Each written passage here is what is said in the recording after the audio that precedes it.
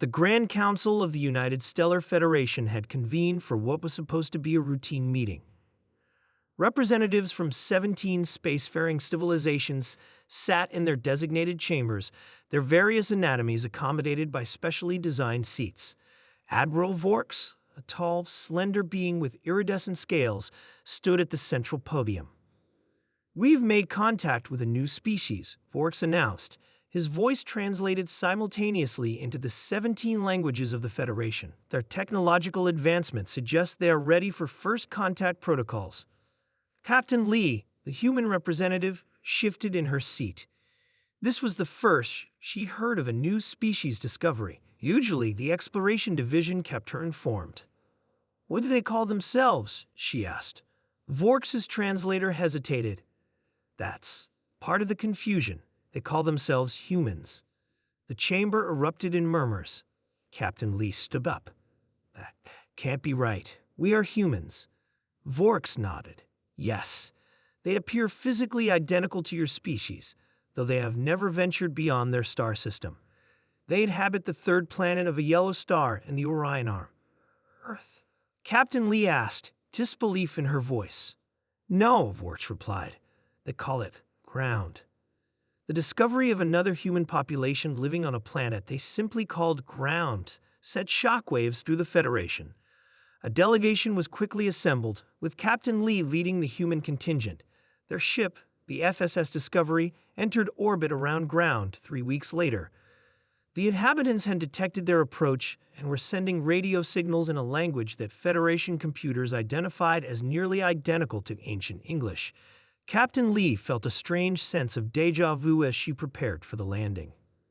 The landing site was a flat plain outside a major city. The local government had cleared the area, but thousands of spectators gathered at the perimeter. As the shuttle doors opened, Captain Lee stepped out first, removing her helmet to reveal a face that looked just like theirs. The crowd fell silent. A man in a formal suit stepped forward. "I am Director Tom, representing the United Nations of Ground. We welcome you." Captain Lee extended her hand. "Captain Lee of Earth, representing the human delegation of the United Stellar Federation." Director Tom frowned. "Earth. We have no planet by that name in our star charts. We call our homeworld Earth. You call yours ground, yet we are the same species." The first days of contact were filled with confusion and excitement. Scientists from both planets worked together to solve the mystery.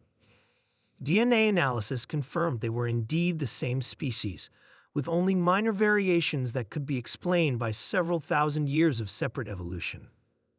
Dr. Jack, the lead historian from Ground, proposed the theory.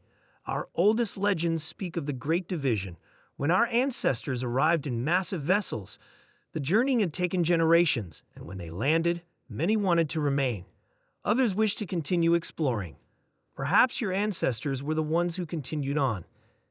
Captain Lee's team cross-referenced this with Earth's ancient records. "Our histories tell of a colony ship that was lost over 10,000 years ago. The Artemis mission. It was heading toward this very star system." "Then we are cousins," Director Tom said. "Separated by time and space, but of the same origin." As the cultures exchanged information, more differences and similarities emerged. Ground had developed faster-than-light communication but had never developed faster-than-light travel. Earth had focused on exploration technologies but lagged in certain areas of medicine where Ground had made breakthroughs.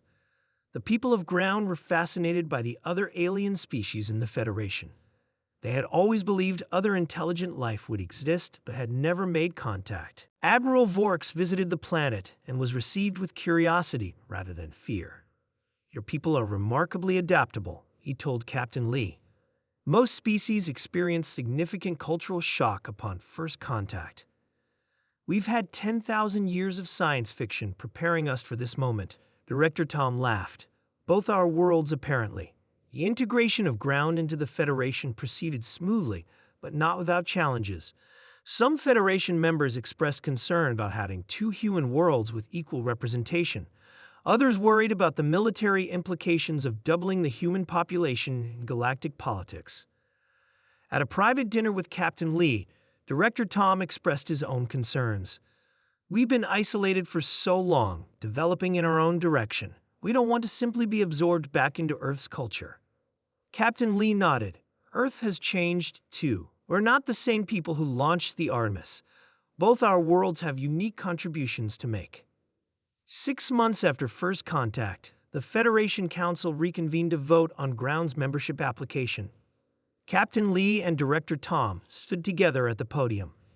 Humanity has always been defined by its adaptability and its desire to explore, Captain Lee began. Today, we discover that even separated by vast distances, these traits remained constant in both our civilizations. Director Tom continued, we propose that both Earth and Ground be recognized as distinct human homeworlds, each with its own voice in the Federation, but united in our shared heritage. Admiral Vorks called for the vote. The result was unanimous. Later, watching the twin suns set from Ground's capital city, Captain Lee turned to Director Tom.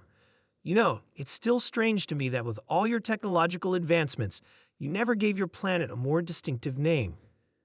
Director Tom smiled. To us, it was simply home, the ground beneath our feet. What could be more important than that? To Earth and Ground, Captain Lee raised her glass. 2 homes for one humanity. To humanity, Director Tom replied, finally reunited among the stars.